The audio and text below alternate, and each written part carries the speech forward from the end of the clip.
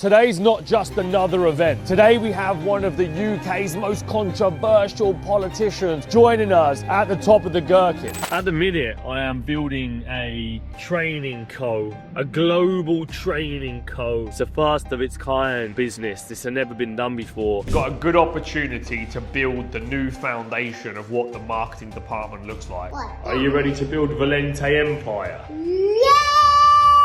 Winner of the Apprentice 2015, Joseph Valente. It was almost confirmation that I wasn't crazy. So like the law of attraction. Yeah, the law of attraction, 100%. One of the Forbes 30 under 30. Within 2.5 years, I was doing £1 million a month. He is a glowing example of the reason that I do this apprentice process.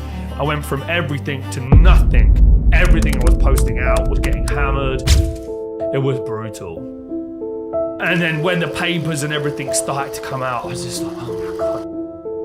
People fail and then they stop. That's true failure. If you keep going, that's success. A year later, I'd got the business to doing £200,000 a month in sales. 5.5 million in our first 2.5 years. This particular series is you've got Joseph here as a great example of what is possible. And here he is today, the well-deserved winner of The Apprentice.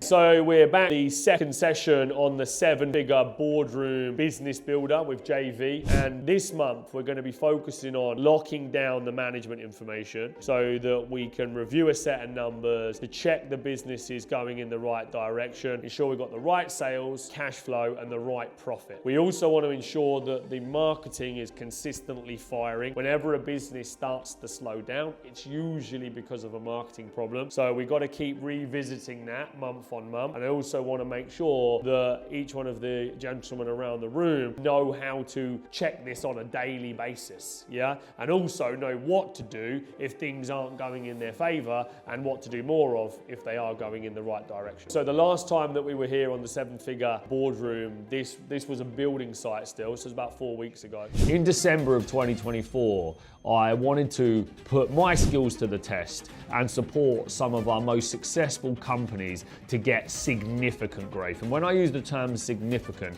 I'm talking about adding millions of pounds a year in new sales. And we're now in our nice shiny new boardroom upstairs, which is great because it means I can keep an eye on everyone with the windows. Okay, fantastic. So what I was thinking about we could do today is that we start to get to a position where you've got some good management information that you can bring, yeah? So we really turn it into boardroom style. What I noticed from the first one is that everybody's at a different stage with their accounting, yeah? So I want to get everybody on the same format, yeah, of what does an accounting pack look like. Is anybody sat with their accountant once a month doing an accounting pack, going through all of the info yet? Just started. Okay, great. So Kier's going to come in at 10:30 and he's going to bring in an accounting format that I use. Okay, so it goes through all of the info that we need to be able to see and it will tell us business performance. Now, you guys hopefully will be, you'll have to just let me know each month whether you only want to talk about sales or if you want to talk about your profit or not,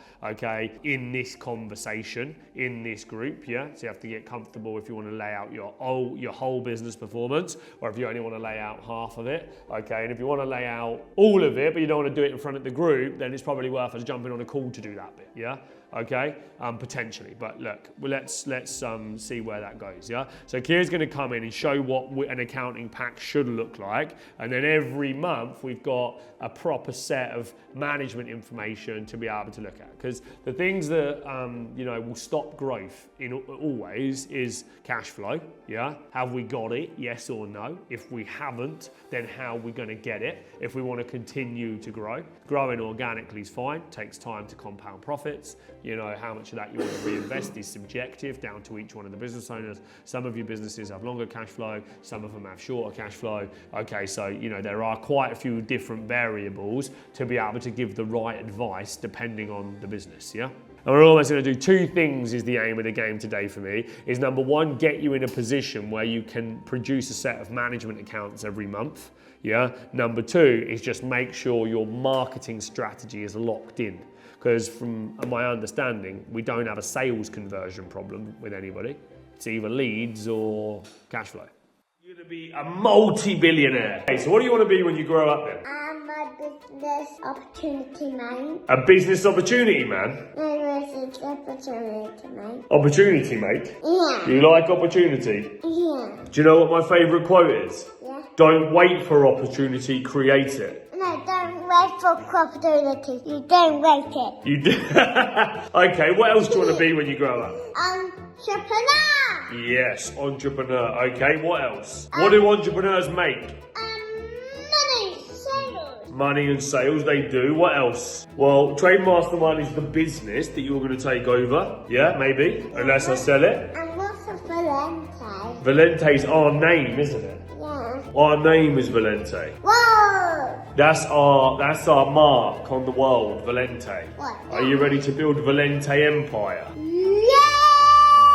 You're gonna be a multi-billionaire. A multi-billionaire. Well, if daddy gets to be a billionaire, then you're gonna be a lot smarter than me with the schools that you'll go to. So that means that you can be worth 100 billion. Yeah.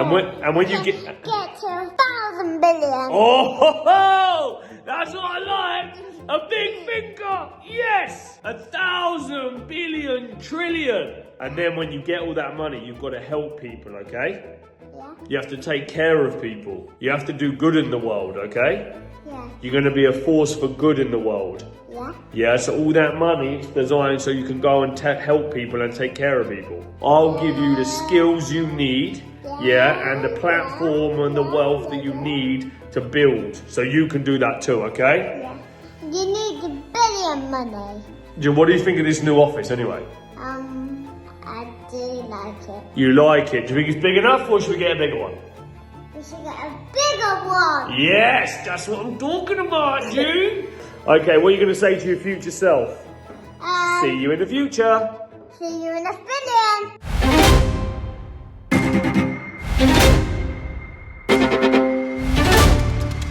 Right guys, okay, so first and foremost, let's welcome Joe to the team. Great to have you, buddy. So this is the starting meeting really, to allow us to, we got a good opportunity to build the new foundation of what the marketing department looks like. With now 2 senior marketing leaders, we can start to attack more of the projects and see them through. What I would like to build is the basis of the marketing org chart, yeah, and get clear on what Tamara's going to lead and then what Joe's going to lead, yeah, and how that's going to work. The day-to-day marketing operations and the day-to-day marketing requirements, and then there are also some one-off projects that the business has. I think we understand what Tamara's skill sets are and what she's going to be doing for the business in the interim around paid advertising, for paid lead gen for events at this moment in time. I think it would be good for us to be able to understand, you know, where your core strengths are, Joe, again, to be able to map them really, match them to the, obviously events need to deliver consistently day in, day out.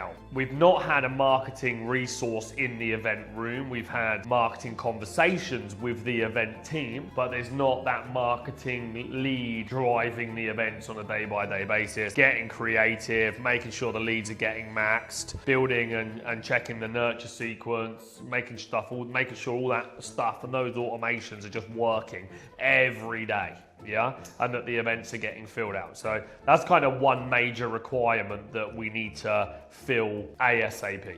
And then the sales team take care of the rest. So all that simply is qualified leads. In however it is that we get there on a daily basis, we just need to provide them with daily qualified leads, and then they do the calls, they make the bookings, and they'll fill out the event. So just last week we broke the record with 22 unique bookings. We're about to hit 24 and break another one. It was a record breaker and still the best one that we've done, which is brilliant, but it's not what it could do. So we need to push the needle on the events to get those filled out. I just wanted to talk to you guys. I wanted to speak to you directly. At the minute, I am building a training a global training Trade Mastermind, where we teach tradespeople how to become business people. It's a first of its kind business. This has never been done before here in the UK, and probably we were the first in the world, I think. You know, we started in lockdown, and I've definitely kicked off a trend. Improgas is a firm that offers plumbing, heating and electrical services. We've now been operating for 3 years. And I just feel there's so much untapped potential in all of us. And I've definitely kicked off a trend, but the market's currently mine, and I need to push quickly, I need to push fast, I need to grow. But growth is painful. It hurts so much. You gotta show up every day, and you go into war, not for the faint-hearted. Every morning I have to go through a routine of psyching myself up. So we got a lot going on in the business right now. There is huge expansion happening across the organization, and the job of an entrepreneur is to drive the day-to-day performance. It's to continue to raise funds, and it's to work on future development. So I'm on a rolling 7-day-a-week routine right now just to keep the business moving forward. Scaling up is not for the faint-hearted. It's tough, and it comes with a huge amount of challenges. You've got to drive the day-to-day performance and sales and keep hitting your numbers. You've got to keep that cash coming into the business. That's the fuel that you need to fund the growth. You've got to solve all the problems that come from all the processes breaking. You've got to hire new people that were once with you can't handle the new processes and systems, and they can't keep up, and they hold the business back, and it comes with a whole host of different challenges that you have to face as the CEO. So my advice to you, if you're growing your business, is to just be prepared for a tough period until you get it to where you want it to be. I've always been in a scenario where I'm scaling up my businesses. I've never really had it any other way, so I quite enjoy it. But some days I question, why the hell I just don't keep it smaller? But it is what it is, and we go. So I'm really pleased that you guys are enjoying the show, and you're excited about the content. Make sure you like and subscribe to the YouTube channel. Keep commenting so we know what you like and what you don't like so much. Thank you. Okay, so here's a little something unique for you guys on UFB. You wonder what JV gets up to behind the scenes. Well, tonight I've got my Therabody red light face mask on, and it also has a head massager. It changes to blue light, and I was told this was good for your skin, good for aging, and I really do like I can't tell you whether to get one or not, because I don't know if it's going to be any good, but the head massaging's nice right now. But I'm not sure about the results, but we'll see. I'll keep using it and I'll keep you updated. But yeah, just another random day in the life of Joseph Valente, the 8-figure entrepreneur. Oh, so much to do. I got battles on all fronts, and I want you to know that at every level of growth, it requires a different version of you.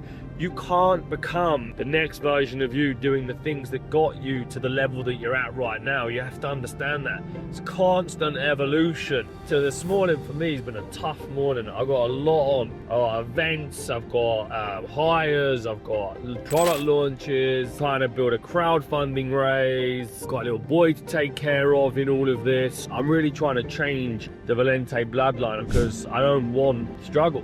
I don't want my son to struggle, I don't want his son to struggle, I don't want my family to struggle. Someone's got to show up, someone, and it's me. My mum showed up for me. My mum worked very, very hard, but my mum didn't create wealth, so she kept us clothes, food on the table. She took care of us. We didn't have a platform, so I'm creating the platform for the bloodline. I've been at this entrepreneur thing now for 12 years, and it doesn't get any easier. Because I'm always changing. The business is always changing. Every day is a new business. Every day I'm trying to push growth. And if you're always trying to push growth, it's always uncomfortable. You're just breaking everything, always, to try and get to the next level. And there's definitely balance in that.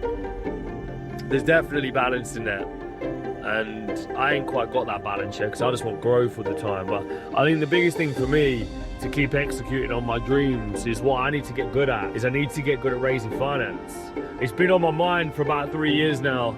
I look at the real successful entrepreneurs out there, and I'm not talking, a few mil, I'm talking billions. The billion-dollar businesses, they got funding from day one. They built their teams first. They didn't create these companies organically. Let that be a lesson to you in terms of understanding the opportunity vehicle that you're in. You can work hard on certain businesses and they won't get you to the destination that you want to get. Plumbing's a great business, but it's not a multi-billion pound business, you know? Not a multi-billion pound trade. It will never be a multi-billion pound trade. But if I'd have put the energy that I put in my 20s, that I'm feeling it now. There's no doubt. I'm not even going to pretend that the 14, 16 hours a day are pushing me. I'm 35 and it's getting harder every year to maintain this level of energy. So I want to execute before I'm 40. I want to execute on the bill before I'm 40. I need that bill. I need that bill before I'm 40.